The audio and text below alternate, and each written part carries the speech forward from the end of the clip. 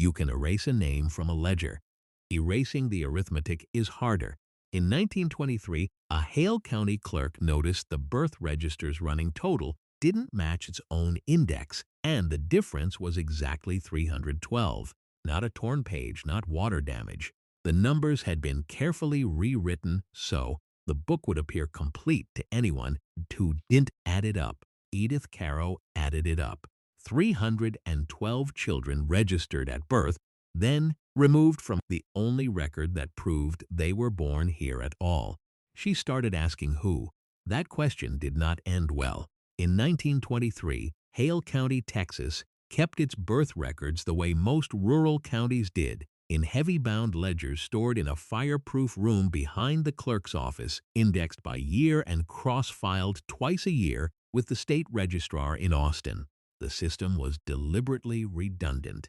A birth recorded in the county book was supposed to be matched by a duplicate entry in the state file, so that no single fire, flood, or careless hand could erase a person from the legal record of having been born. That redundancy is the reason Edith Caro noticed anything at all. Caro had been county clerk since 1916. By every account that survives, she was precise to the point of irritation. The kind of records keeper who balanced her index totals at the end of every month and signed the margin when they reconciled. On the morning of March 9, 1923, she pulled the 1909 through 1912 birth ledger to verify a single date for a man applying for a delayed certificate. The entry he needed wasn't there. That alone wasn't alarming.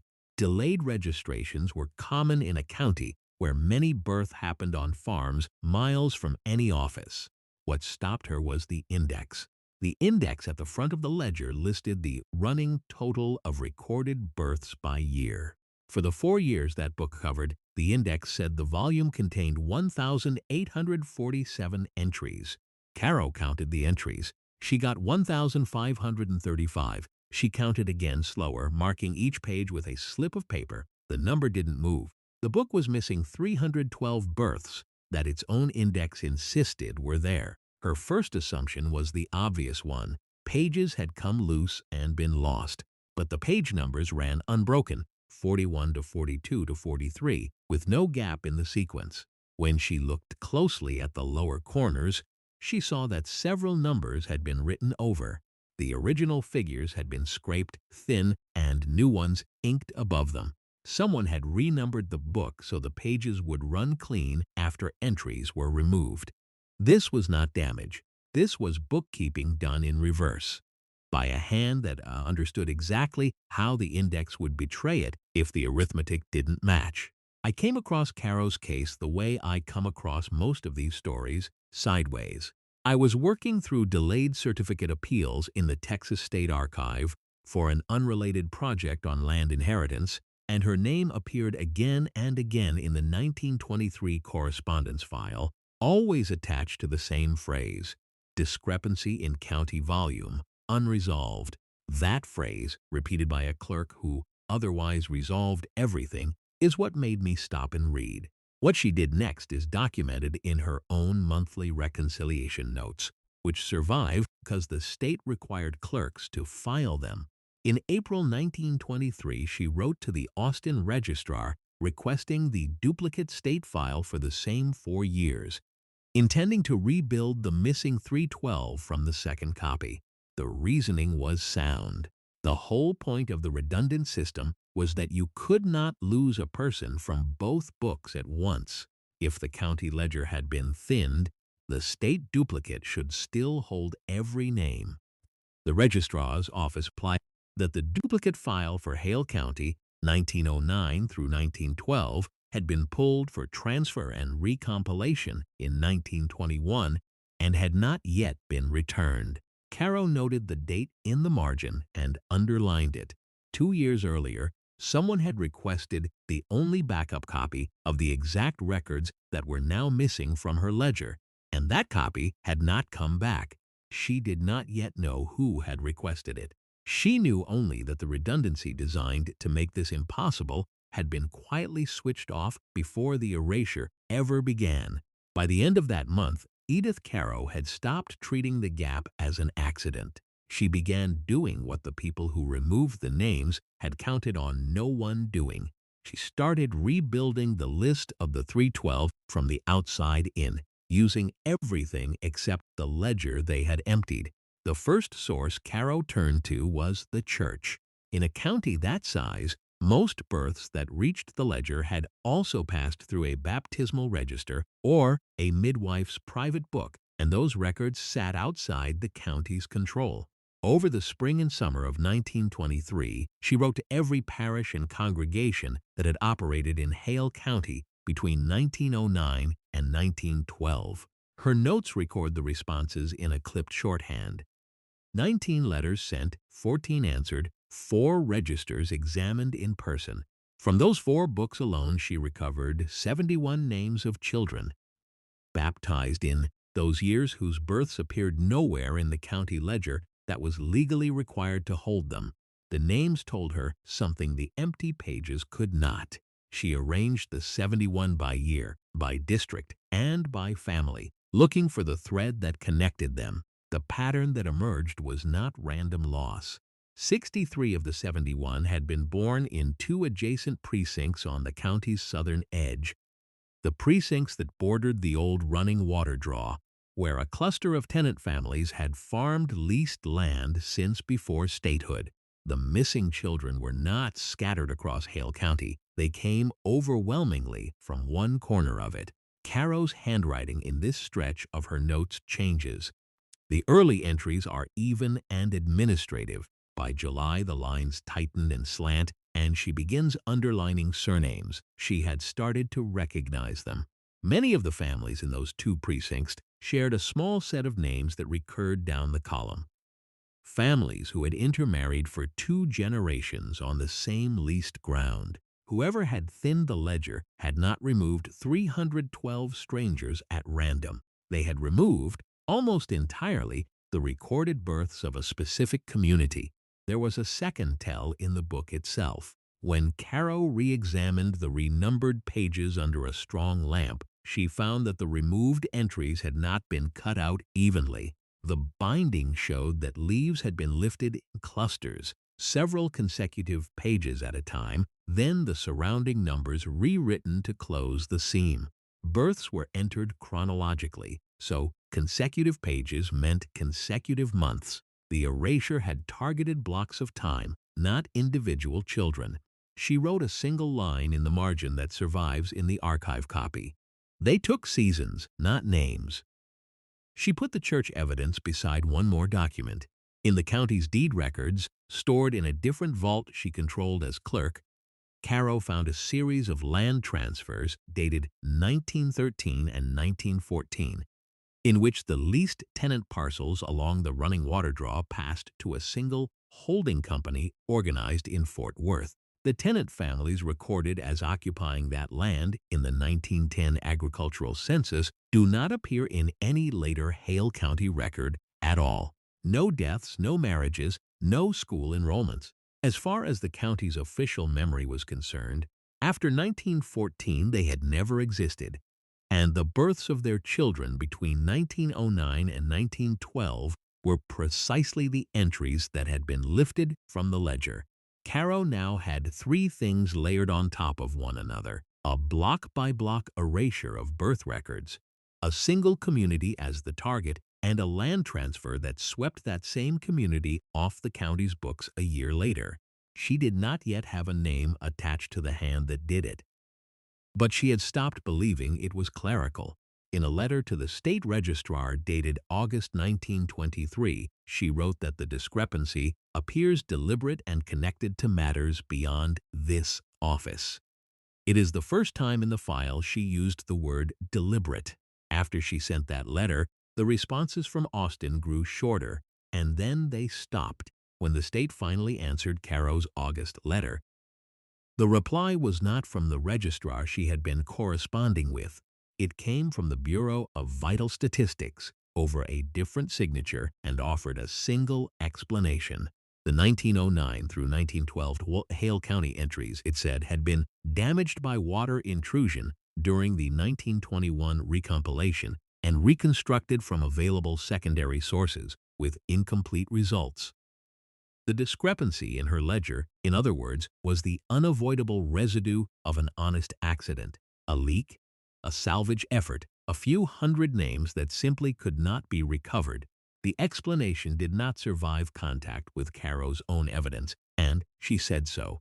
Water damage does not renumber pages.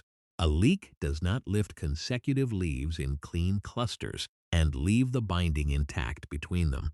Above all, water does not choose. If the 1921 recompilation had flooded, the loss would have fallen across every precinct in the county more or less evenly. Instead, 90% of the recoverable missing births traced to two adjoining precincts on the southern edge. A flood that erased one community's children and left the rest of the county dry was not a flood. Caro wrote that the official account explains the fact of the loss and none of its shape. There was also the matter of the timing, which the Bureau's letter quietly inverted. The state's duplicate file had been pulled for recompilation in 1921. The county ledger had been thinned sometime after that, while its only backup was conveniently out of the building. The official story treated the missing duplicate as the casualty of the accident. Caro read it the other way. The backup had been removed first deliberately, so that when the county book was emptied, there would be no second copy to rebuild it from. The recompilation was not the event that destroyed the records. It was the cover under which the records could be destroyed safely. That left the question the Bureau's letter was built to prevent her from asking. Who had the authority to pull a state duplicate file, hold it for 2 years, and have a county ledger altered without a single clerk between Austin and Hale County raising an alarm? Caro's deed records gave her the first thread to pull. The Fort Worth Holding Company that absorbed the running water tenant parcels in 1913 had not acted alone. Its incorporation papers, which she requested through the county's own commercial filings, listed among its directors 2 men who also sat on the state board that oversaw, among other things, the very recompilation program that had pulled the duplicate file. The same names appeared on both ends of the chain. The men whose company took the land were structurally connected to the office that controlled the records of the people who had lived on it. That is the kind of overlap that does not prove intent on its own, and Caro was careful in her notes never to claim it did. What she wrote instead was narrower and harder to dismiss. Every link in the chain of custody, from the state duplicate to the county ledger to the land itself, passed through the same small circle of hands. And that circle had a motive that the births made dangerous.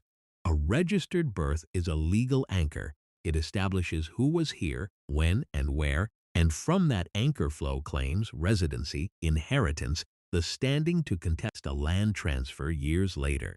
312 children whose families had farmed the running water draw for 2 generations were 312 future plaintiffs.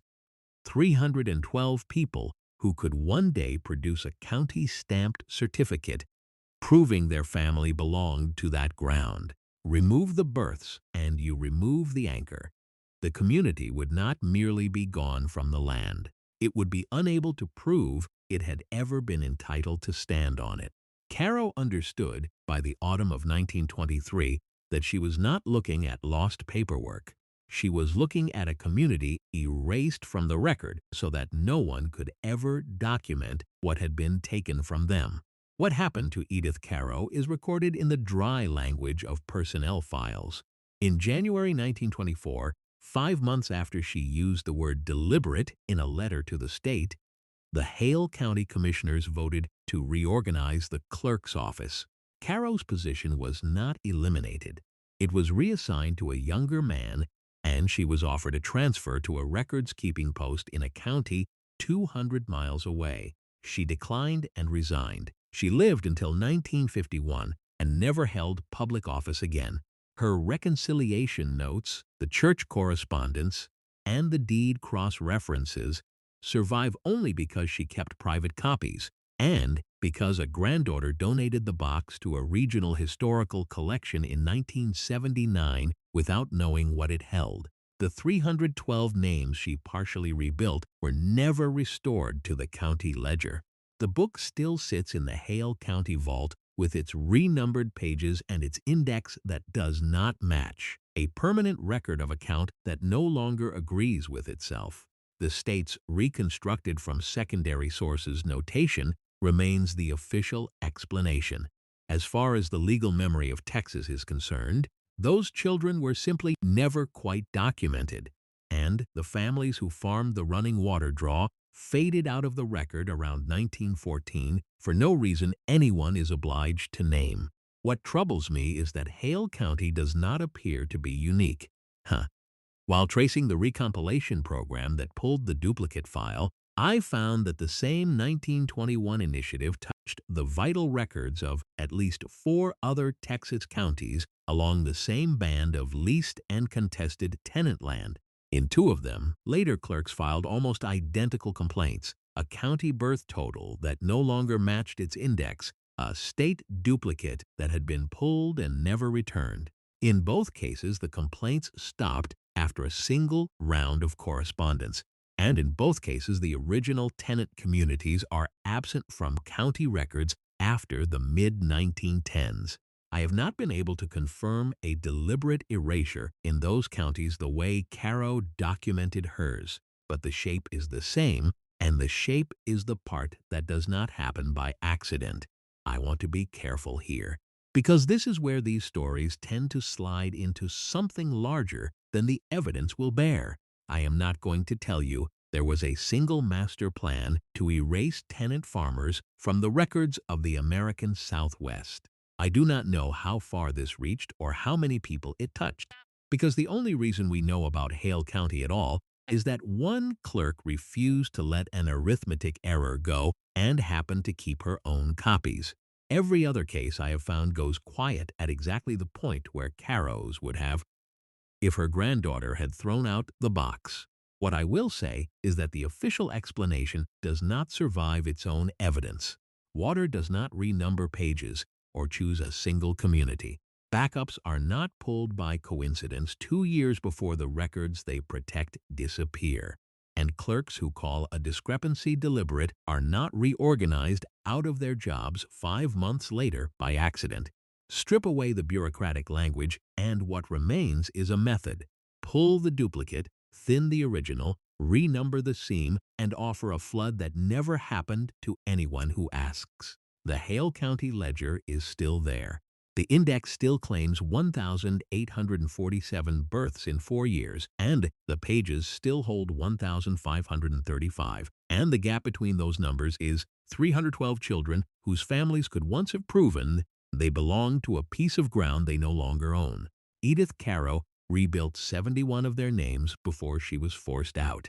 The other 241 are still missing, recorded only in a count that contradicts itself and in the notes of a clerk who was told to stop. Who decided those 312 were easier to erase than to acknowledge?